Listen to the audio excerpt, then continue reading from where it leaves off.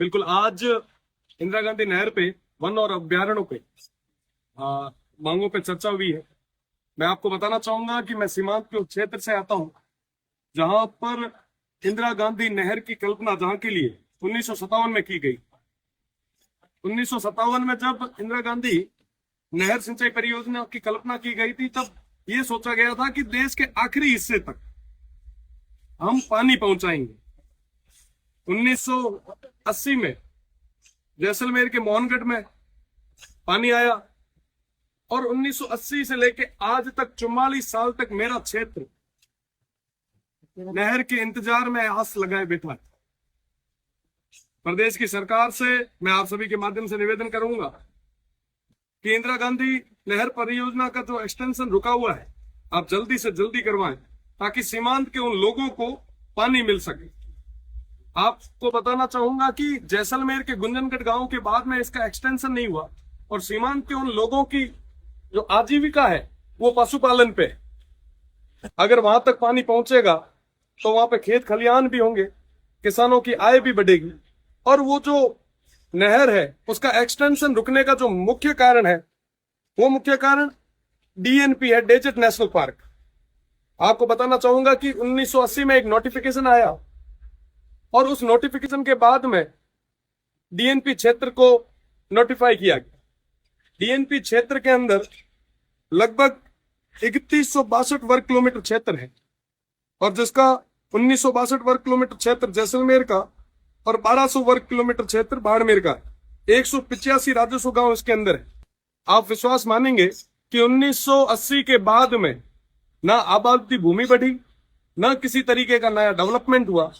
आज क्योंकि वन एवं अभ्यारण्य की भी बात हो रही है, मैंने आज सरकार से निवेदन भी किया है, मंत्री जी से भी निवेदन किया है कि उस क्षेत्र में उन 185 राजस्व गांवों में मूलभूत सुविधा पहुंचाने का काम हम लोगों को करना चाहिए। आप विश्वास मानेंगे कि अभी तक वहां के किसानों को किसी भी तरीके का केसीसी या ऋण उठाने की कोई सुविधा नहीं दी गई है। वो ऋण नहीं उठा सकते, वो कोई लोन नहीं ले सकते, वो बेच नहीं सकते, वो किसी भी जमीन को हस्तांतरित नहीं कर सकते। कई सारी ऐसी समस्याएं आगे आ रही है। तो इन सब तमाम चीजों को मैंने आज माननीय मंत्री जी के सामने और प्रदेश की सरकार के सामने रखा है। साथ ही साथ मोबाइल टावर, आप देखेंगे कि साहब एक दिन के लिए अगर मोबाइल टावर या कोई रेंज या कोई जब परीक्षा होती है तो एक दिन के लिए जब मोबाइल टावर को ब्लॉक किया जाता है, इंटरनेट को बंद किया जाता है, तो हमारे युवा भाई खाना पीना छोड़ देते हैं। उस स्थिति में आप सोचिए, आप विचार कीजिए, आप कल्पना कीजिए कि साहब उन लोगों के क्या हाल होंगे जिनके पास अभी तक मोबाइल नेटवर्क नहीं पहुंचा। लाइट की हम बात करें तो अभी सब हाहाकार मचा रहे हैं कि साहब हर जगह कटौती हो रही है।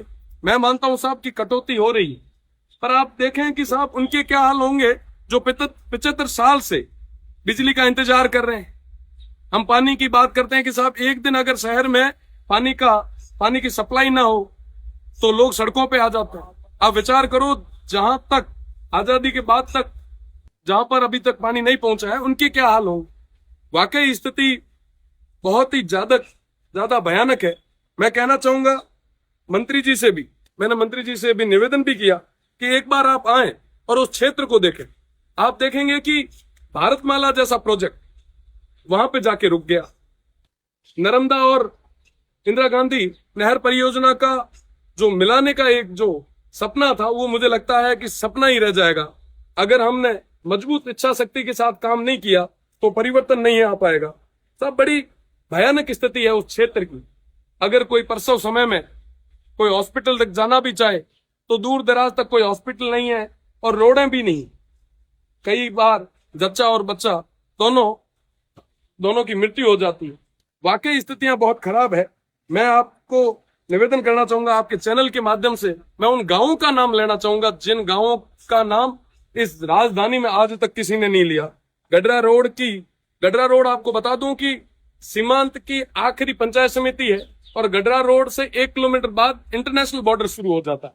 उस गडरा रोड के बोई, लोडरडी, समंद का पार, हाफिया, फांगड़ी, चांदनिया, बनियाली, चौथियाली, खड़ीन, सैला, धिंगाणी बस्ती, बच्चिया, पूंजराज का पार, सरगुवाड़ा, द्राबा, ढगारी, मठरानी, पीपरली, पते का पार, गप्पाना, दाबड़, सांकली, हाफिया, कुपड़िया, रावतसर, सालम सिंह बस्ती, दुठोड़, ये तमाम कई सारे ऐसे गांव, 185 गांव है जहां पे अभी तक मूलभूत सुविधा नहीं पहुंची। हम बंद एसी के कमरे में सब तरीके की बातें कर लेते हैं, पर जरूरत है उन क्षेत्र को आगे तक ले जाने की। बिजली नहीं पहुंची, पेयजल नहीं है, आबादी भूमि नहीं है, किसी भी तरीके की कोई सुविधा नहीं पहुंची। तो वन एवं पर्यावरण की मांगों पे सबसे बड़ी मांग मुझे लगता है हमारी है।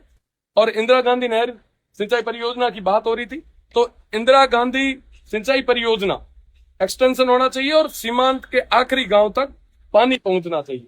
आपके माध्यम से पुनः मैं मंत्री जी से निवेदन भी करूंगा कि एक बार, आप बहुत संवेदनशील है, एक बार आप उस क्षेत्र का जायजा लें और निश्चित रूप से हम सब मिलकर सामूहिक प्रयास के साथ में एक बदलाव लाएं।